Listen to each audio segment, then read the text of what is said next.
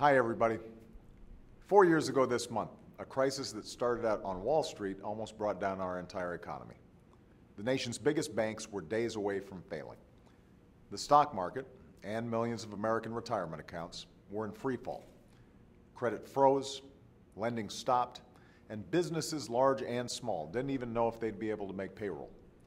It was a moment the likes of which few Americans had seen before.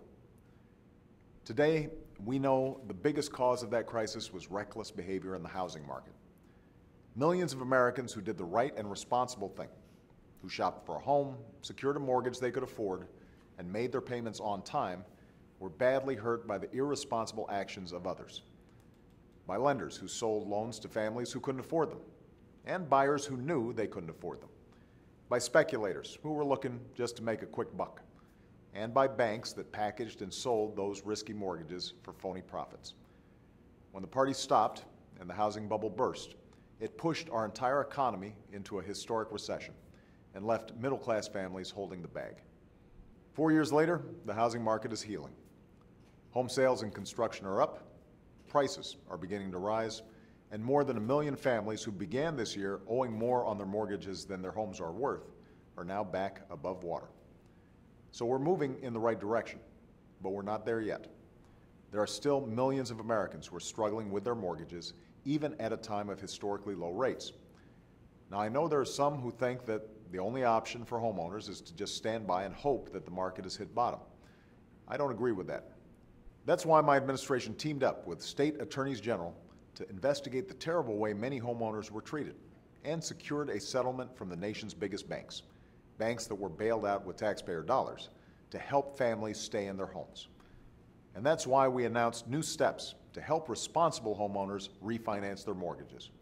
Already hundreds of thousands of Americans who were stuck in high interest rate loans have been able to take advantage of lower rates and save thousands of dollars every year. That's not only good for those families, it's also good for our economy.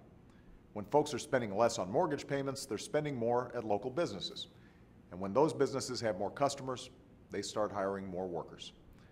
But we can do even more if Congress is willing to do their part. Back in February, I sent Congress a plan to give every responsible homeowner the chance to save about $3,000 a year on their mortgages by refinancing at lower rates. It's a plan that has the support of independent, nonpartisan economists and leaders across the housing industry. But Republicans in Congress worked to keep it from even getting to a vote. And here we are, 7 months later, still waiting on Congress to act. This makes no sense. Last week, mortgage rates were at historic lows.